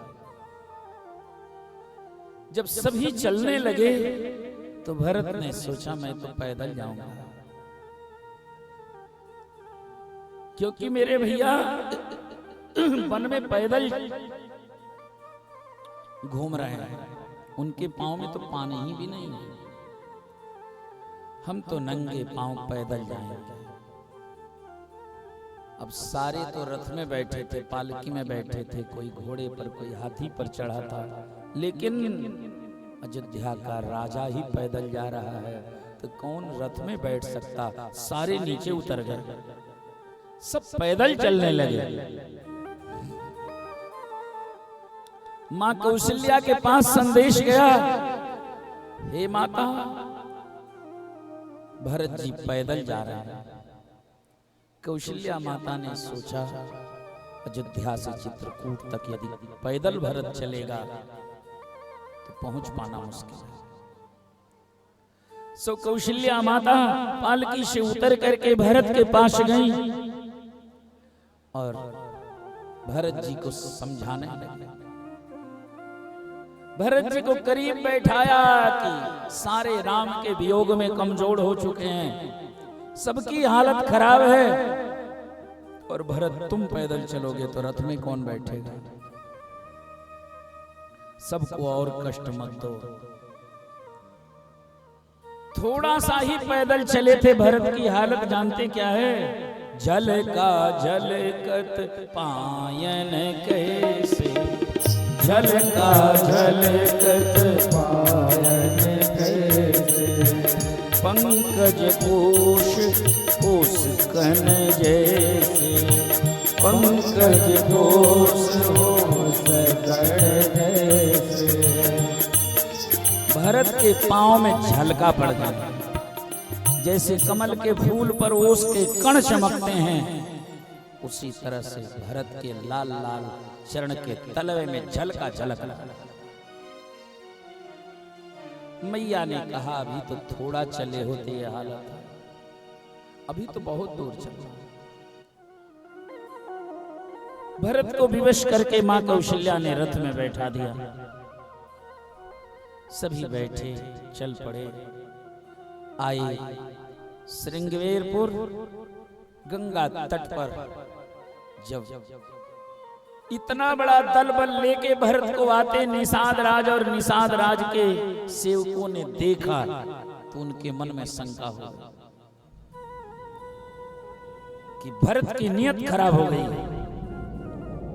राम से मिलने जाना होता तो अयोध्या का कोविदार ध्वजा की क्या जरूरत थी? चतुरंगिणी सेना क्यों जा रही है? इतना बड़ा दलबल लेके क्यों जा रहे भरत? निषाद राज ने सभी केवटों से कहा कि अपने अपने नाव नदी में डुबा दो,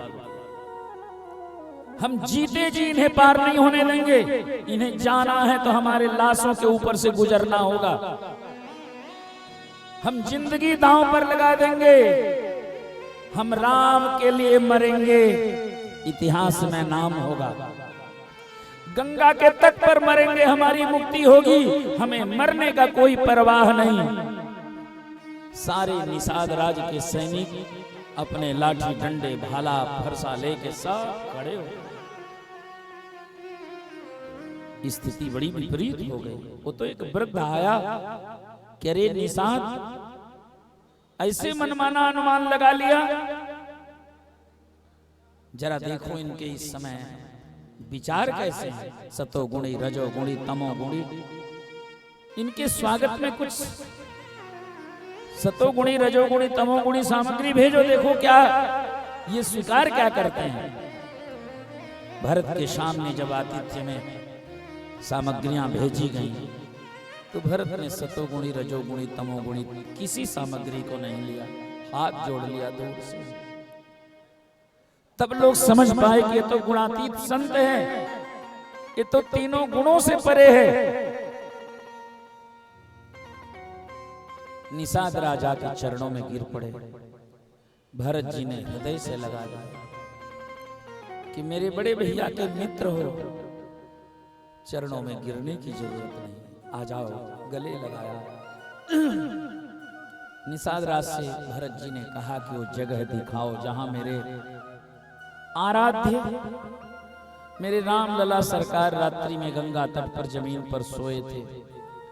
जब उस जगह पर निषाद भरत जी को लेके पहुंचे तो जो घास और फूस की सैया बिछी थी वो जैसे के तैसे आज तक बनी थी। एक तिनका निषाद राज ने टस से मस नहीं होने दिया, उसको अपने जीवन भर की पूजा स्थली बना ली। जब भरत उस जगह पर पहुंचे तो जहां भगवान ने करवट लिया था वहां के घास फूस दबे थे। उन उसके अंदर सीता माता के साड़ी के कुछ सूत फंस गए थे।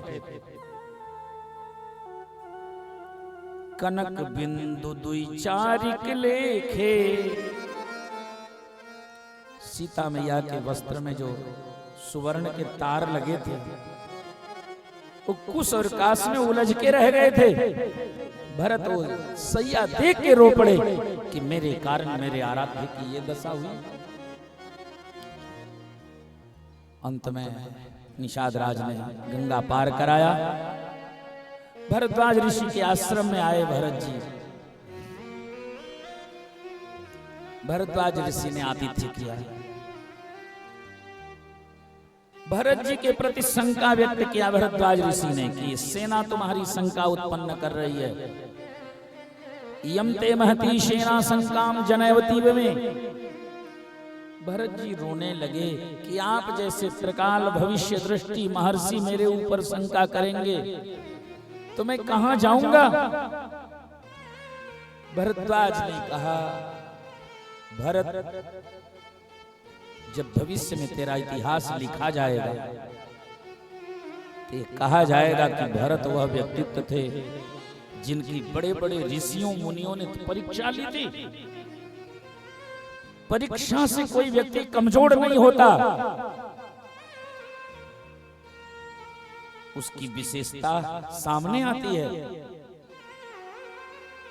उसकी प्रतिभा स्पष्ट हो जाती है।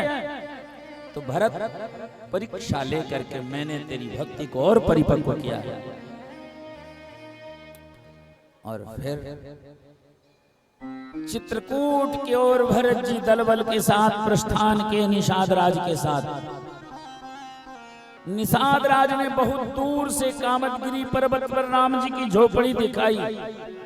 वेदी पर मुनि साधु समाजो, पहाड़ की वेदी है, उस छोटी सी झोपड़ी बनी है। झोपड़ी के बाहर मिट्टी की ही वेदिका बनाई गई है, उस पर उसकी चटाई बिछी है। उस चटाई पर प्रभु श्री राम जी बैठे हैं, संत महात्मा बैठे हैं, सत्संग चल रहा है। और दूर से तपस्वी वेश में जब भरत शत्रुघ्न ने राम जी को देखा, भरत बेचारे अधीर होके वहीं से दौड़ते हुए आए, भगवान के चरणों में साष्टांग पड़ गए। लक्ष्मण जी ने भगवान को संकेत किया, भरत जी प्रणाम कर रहे हैं। उठे राम अति प्रेम अधीरा, उठे राम अति प्रेम अधीरा। कहूँ पट कहूँ निसंग धनु तीरा, कहूँ पट कहूँ निसंग धनु तीरा। उठे राम अति प्रेम अधीरा, उठे राम अति प्रेम। भरत को उठाने के लिए राम जी ऐसा अधीर होके शीघ्र उठे कि शरीर पर कपड़ों की सुधि नहीं रही। भगवान के कपड़े जमीन में घिसट रहे हैं, धनुष कहीं गिरा, बाण कहीं गिरा, कपड़े शरीर पर से सरक रहे हैं, भूमि में घिसट रहे हैं। और राम जी दौड़ते दौड़ते भरत के पास जाकर के अपने भरत को उठा के ऐसा गले से लगाया, जहां राम और भरत मिले हैं वहां के पत्थर पिघल गए हैं। कभी चित्रकूट के कामदगिरी पर्वत पर जाके दर्शन करना, अनेकों जगह राम जी और भरत के चरण उन पत्थरों में अंकित हैं। वहां का पत्थर पिघल गया है भरत और राम का प्रेम देख करके।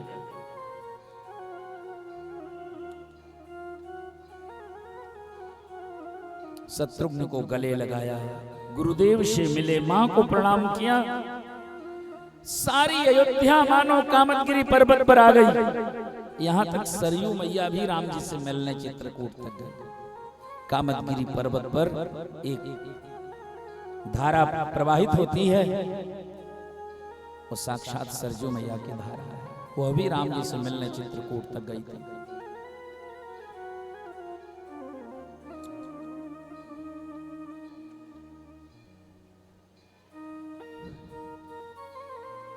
वन में जो कोल भील रहते हैं वो सभी राम के मित्र बन गए। कोल भीलों ने देखा राम जी के बहुत सारे अतिथि आए, सारे वनवासी आदिवासी कोल भील टोकरियों में जंगलों से फल तोड़ करके कंदमूल लेकर के पहुंच गए। भगवान राम भरत से पूछने लगे,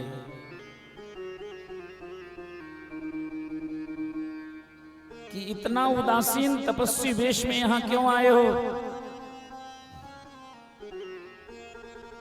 भरत ने सब कुछ बता दिया कि पिताजी नहीं रहे। पिता के वियोग में राम जी रोने लगे। सबसे पहले मंदाकिनी के तट पर जाकर के अपने पिता का श्राद्ध किया, तर्पण किया, तिलांजलि दी। व्रत निरंबुत ही दिन प्रभु की नाम। पिता के निमित्त श्राद्ध कर्म तर्पण करके मंदाकिनी नहा करके आए। अयोध्यावासी कोल भीलों के लाए फल फूल खाने लगे। कोल भीलों को जब कुछ वस्त्र आभूषण दिया जाने लगा अयोध्यावासियों द्वारा, तो कोल भील हाथ जोड़ लिए कि आप हमारे अतिथि हो, हमें कुछ नहीं चाहिए। हम तो राम जी के संस्कारों से स्वयं को सुधार पाए हैं।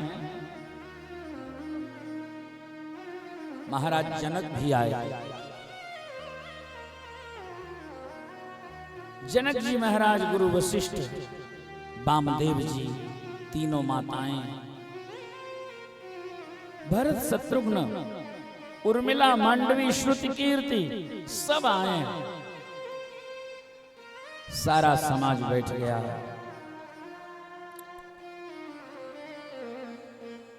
भरत जी ने निवेदन किया कि हे करुणा सागर, हे दीन बंधु, हे दीनानाथ, हे अयोध्यानाथ, हम निवेदन करने आए हैं।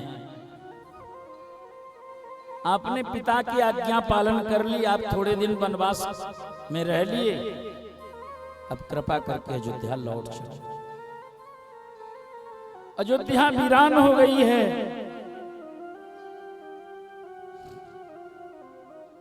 हे नाथ, हमारे ऊपर राज्य क्यों थोपा जा रहा है? हमने तो सपने में भी अयोध्या का राज नहीं मांगा था।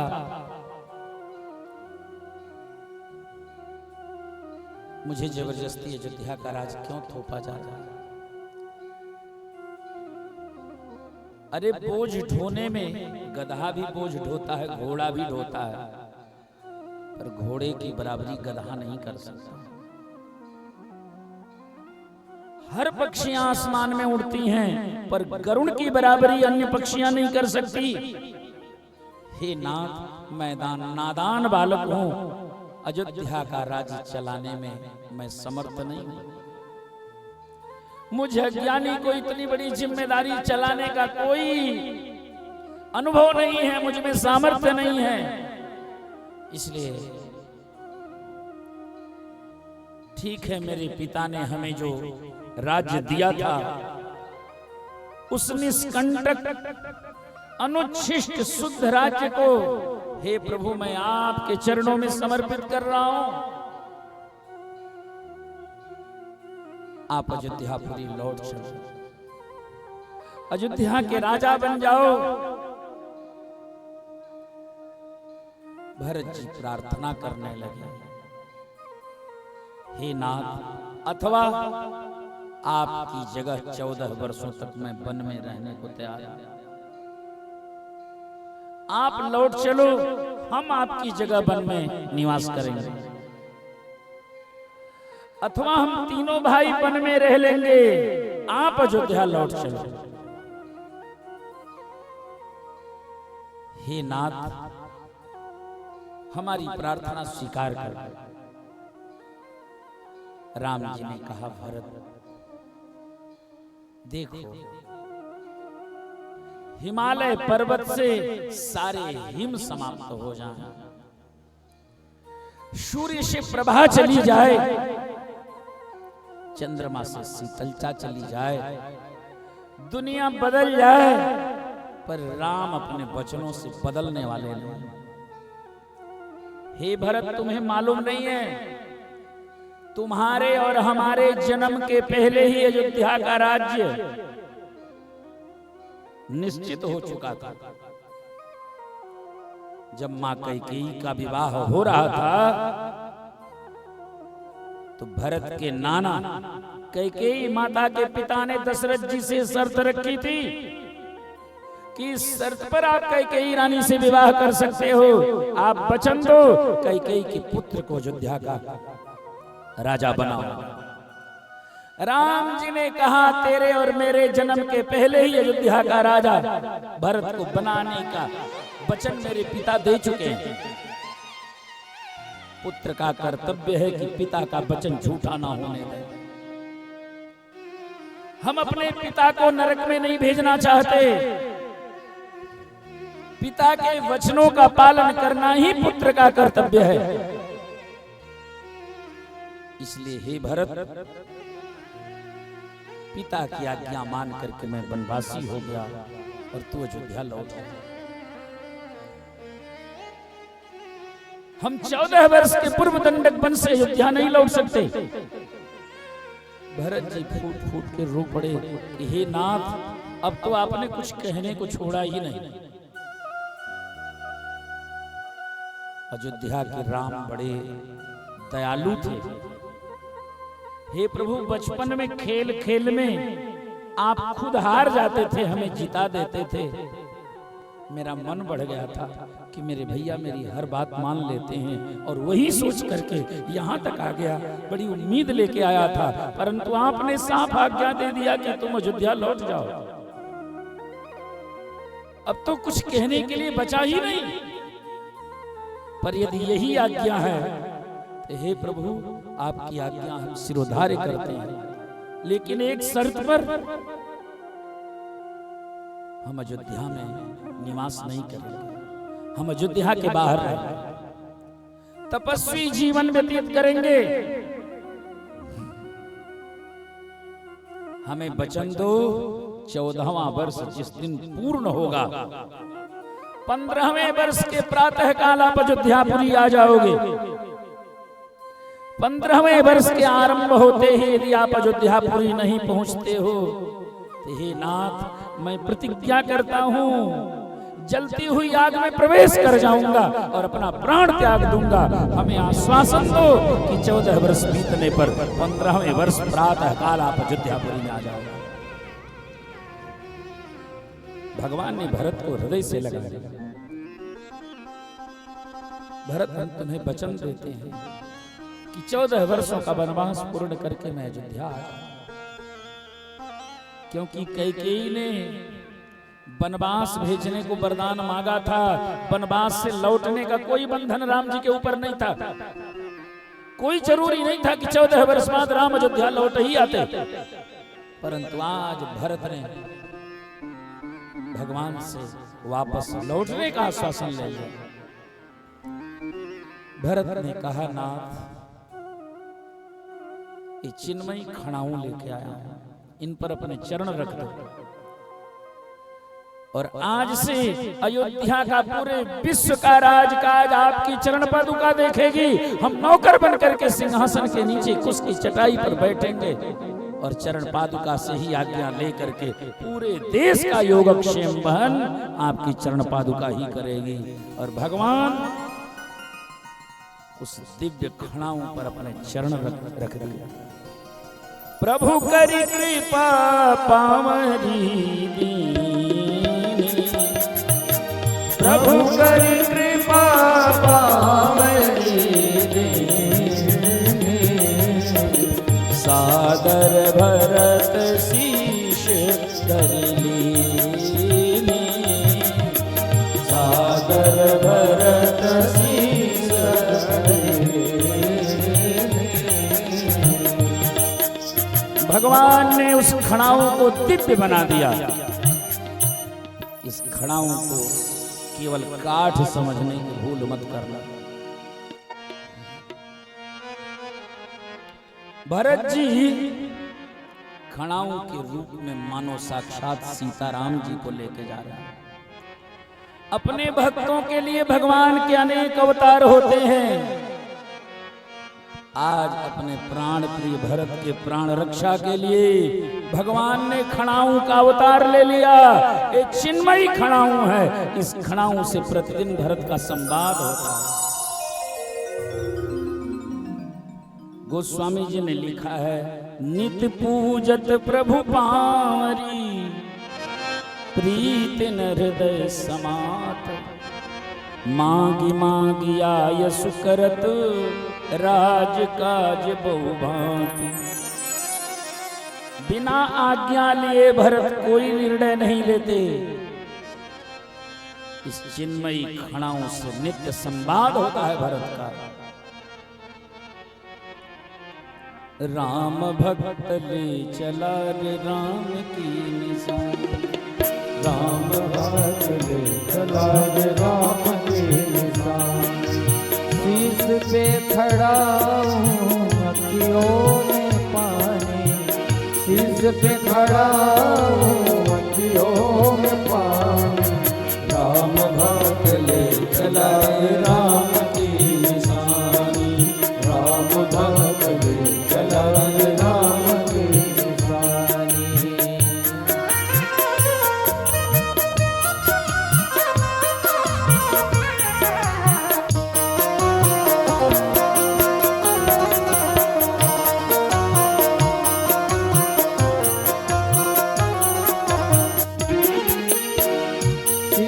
खड़ा हूँ ले चला ऐसे, शीश खड़ा हूँ ले चला ऐसे।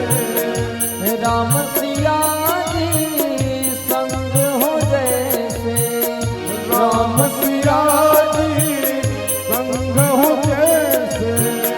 शीश खड़ा हूँ ले चला ऐसे, राम सिया संग हो जैसे। चरण